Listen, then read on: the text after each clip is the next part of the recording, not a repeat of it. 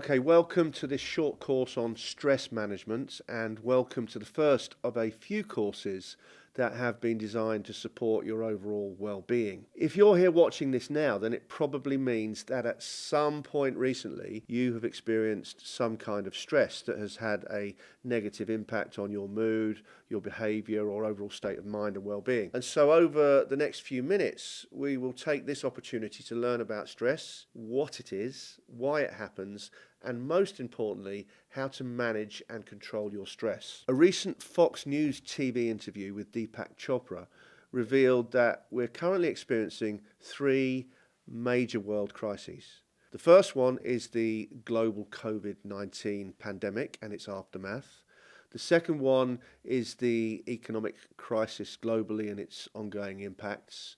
And the third crisis is the crisis of stress and the impacts it has on our mental and physical well-being. Now, looking at these major crises, we could easily conclude that in their own right, they're all killers. That may sound like a rather dramatic statement to start this course, but to place some context here, it's estimated that 7.6 million people per year die from over 200 forms of cancer. Some 57 million people die each year from cardiovascular or heart disease related issues, but over 110 million people die every year from stress related illnesses. And so stress kills an estimated 7 people every 2 seconds. Some of you may have seen this video on YouTube where this guy slowly loses it and completely trashes his office that started with a small task of simply adjusting his chair, which did not go too well. Ironically, if you search for this video on YouTube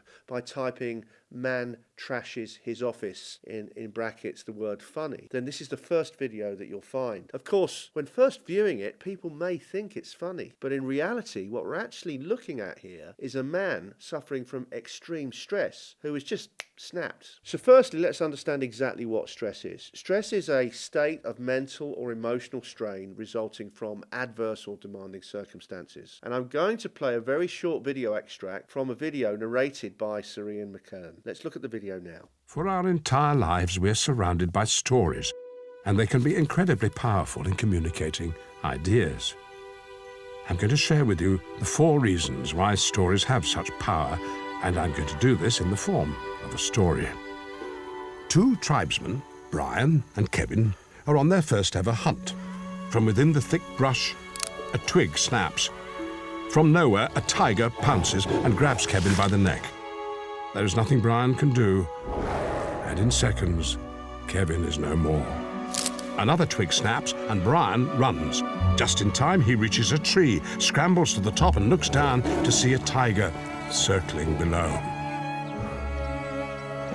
At dawn, Brian runs back to the village and tells everyone about the snapping twig, the savage tiger, and the life-saving tree. Oh, and about poor Kevin. The story here is acting as a vessel for information. The villagers who listen learn the lessons and live longer.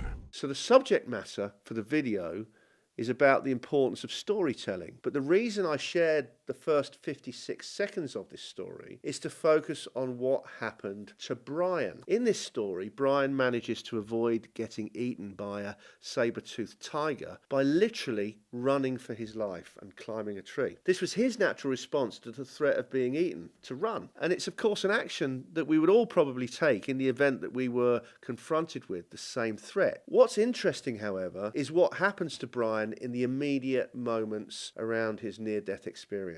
Brian basically went into what we call fight or flight mode, which is a stress response, which is basically our most primitive, automatic, inborn response that prepares the body to either fight or flee from a perceived attack. And as we can see here, our fight or flight response triggers some very interesting changes to our physiological state. What basically happens is that our brain clicks into survival mode and starts to produce a hormone called cortisol, which increases the sugars or the glucose in the bloodstream and enhances your brain's use of glucose and increases the availability of substances that repair tissues. Our brain is also busy sending messages around the body to get ready to either fight or run. Now, both options require you to be in your optimized readiness to exert energy by powering up the body's capability to be at its highest state of readiness to survive. So some of the changes that take place almost instantly are: our pupils dilate to sharpen our eyesight. Our lungs start to breathe more deeply, which enables us to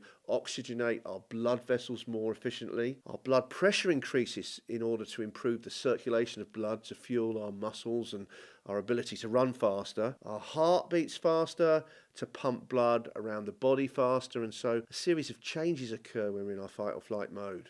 The main aim is to keep us alive. And so the story of Brian could also be told in the following way. Upon seeing an approaching saber-toothed tiger, Brian's brain responded to the threat of imminent death by triggering his fight or flight mode. His brain produced more cortisol and his heart pumped faster. His breathing became deeper and faster. His pupils dilated. His muscles in his legs began to tremble as they started to prepare themselves to run or fight. And after climbing a tree and escaping the tiger, Brian slept until the danger was over and then returned to his camp to tell the story of his survival. So why is the story of Brian important? Well, the word stress is basically the word we use today to describe the symptoms that occur when we are in fight or flight mode. And cortisol is actually known as a stress hormone. So in one sense, being in a state of stress or in fight or flight mode is actually good for us, as it keeps us alive when we're in imminent danger.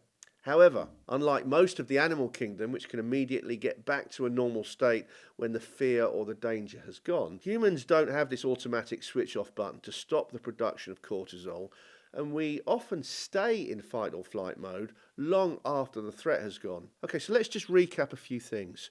Stress is also known as fight or flight mode and vice versa.